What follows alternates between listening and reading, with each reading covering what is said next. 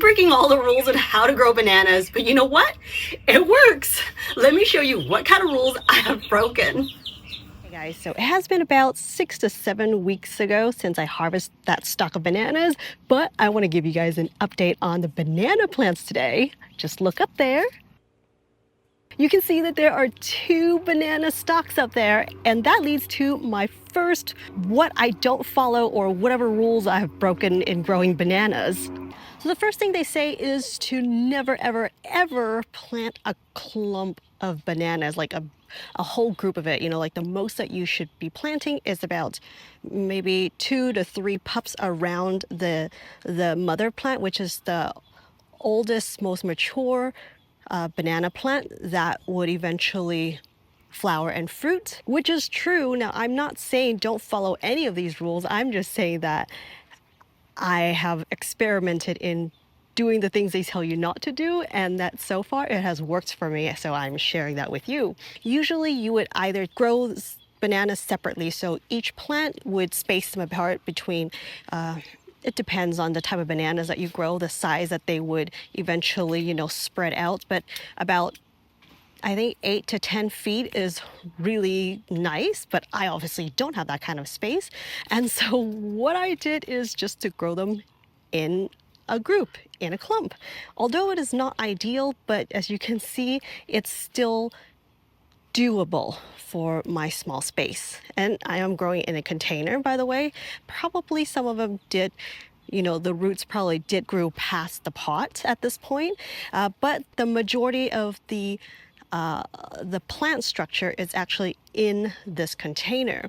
So in this small space, I really love growing bananas because it's really low effort for me, and this garden is mainly like a lot of shade below. That's why I talk so much about doing vertical gardening, trellising, growing upwards, because that's where the sun is. That's where a lot of bright light is. So banana is one of those plants that would grow up tall, where even if you're growing in the, you know, like a more shade or like a north facing side of the house, I can still get bananas because they grow so tall that it's just, it doesn't even matter what direction the garden is anymore. You know, it just gets full sun at this point. And that's why I really love growing bananas. You just kind of plant it there once and let it do its thing. Fertilize it once in a while, you know, but if you don't, it may not grow as fast for you, it may not be as abundant, but it would still grow and fruit usually, because bananas are really just that hardy. So ideally you would leave just like 2 to 3 pups around the mother plant. Yes, it is actually better that I should take some back, like this one. Obviously it's a big mess. I should really be removing like half of these pups because they have been so mature at this point, and it just looks so messy and cluttered, and probably is taking up a bit more nutrients at this point away from each other. A good point that I get to make with this in this case is that I get to show you how bizarre and chaotic this crowded clump looks, but I still can get 2 stalks of bananas growing right now. So yeah, bananas are so hardy. Another thing that's been suggested is that you do not ever plant them too close to the wall. And I did exactly that in the south-facing garden because this is a patio space. I wanted the bananas to be able to grow, you know, roots, setting roots deep into the earth so that it could be a much more a sturdy structure. And so that's why I decided to just plant it in that raised bed. This is the patio garden. You can see this is that stump from the banana that I cut back last year after harvesting. And then now there is a pup growing right there. So I need to actually remove that one because it is really close to the wall. Also the one next door, need to remove that as well. That raised bed is only about 16 or 18 inches from that cinder block wall.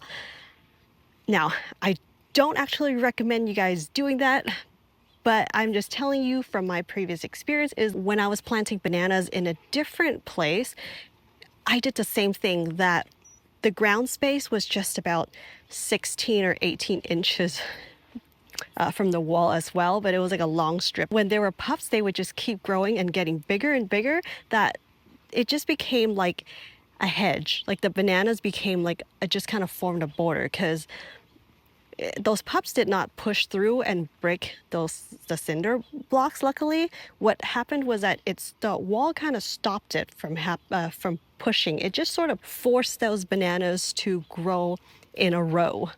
But what I would suggest is if you were to actually plant bananas close to the wall, I highly recommend that you would cut back any of the pups that would grow, you know, towards the wall or much closer to the wall. Just cut that back, cut down a little deeper into the roots so that you can just kind of keep a bit of distance from the wall just in case. So yeah, if you're growing things near the wall, it's just going to require a little more maintenance, you know, but that is the trade-off for me working with the space that I have, is that I'm able to grow something, but it is going to take a little more effort. Yeah, so, but I'm willing to do that because I just love the trade-off of, I mean, bananas. Why do I love growing bananas so much? It's because it is amazing to see a giant stalk of fruit that's so heavy, it's so abundant just from that one stalk. And the bananas, there's so much use to it, right? The leaves, you can use it for culinary, you can use it to lay out as like a eco-friendly, I don't know, like say a picnic. You can just cut a banana leaf, drop it down and put your food down. I love, love, love the smell of bananas and everything about bananas, from the fruit to the banana heart, the banana flower, everything like that. But speaking of banana flowers, that's another thing. Most people say you are supposed to cut that flower, the end of that blossom, after you've seen most of those fruits have done, like starting to set that lower piece, that little, they call it like banana blossom or banana flower. That you can use it and shred it and make a salad or whatever you would like with it. I would love to try that with these bananas. I haven't gotten a chance yet, but my point is that I haven't cut a banana flower in a long time. I have for the previous bananas I have grown, but for some reason those flowers were just so astringent and bitter no matter how I try to soak it in water, salt water, or whatever types of ways to do it. I still need to find out about this mystery about how to prepare these banana blossoms or flowers to eat. But because of that, I stopped cutting the end of the flower off because the bees love it, so I might as well just provide a bit of food for the, you know, for wildlife. But you can see that it doesn't, to me, it doesn't seem like the fruits have compromised at all.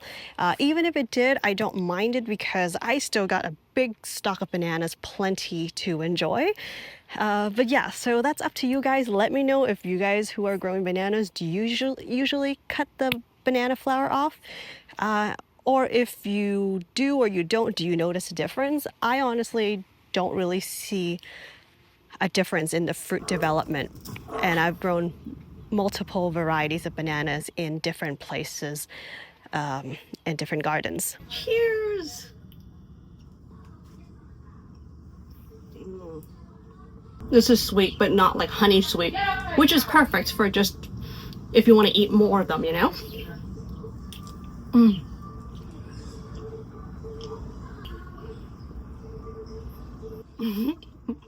After you harvest the stalk of bananas, we are told to cut that banana tree, right, the plant down all the way back, and you can compost it or do whatever you will with it. In fact, the center, the core of it is edible. I've had it before, they're really yummy, but I've never actually prepared it myself. So I look forward to trying that out.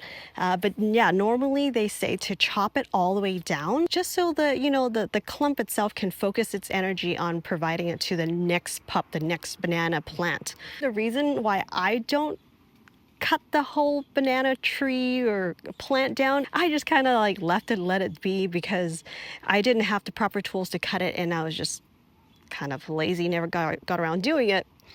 But it is really great to cut that back, as just that banana plant itself is just full of juice. It is so awesome for your compost, or even just taking the heart, the core of that stem to cook with. I haven't tried that before. I've eaten it, in Asia, and it's delicious. So I look forward to trying to prepare it myself here. But yes, in the past, I have left the banana plant alone after I harvested. That has allowed me to see over the years that it doesn't seem to make a big difference for the following banana pup to mature and to fruit. Maybe I'll have a much bigger stock of bananas, I don't know, but I'm quite happy with the bananas that I could barely pick up to cut myself. Stock of bananas is really, really heavy, honestly. Those are the rules that I have broken in growing bananas, but not just that. I generally don't follow the rules too strictly when it comes to growing, gardening. I love to push limits, experiment with new plants, new foods, and because you never know what's going to happen, And that's just my take on it.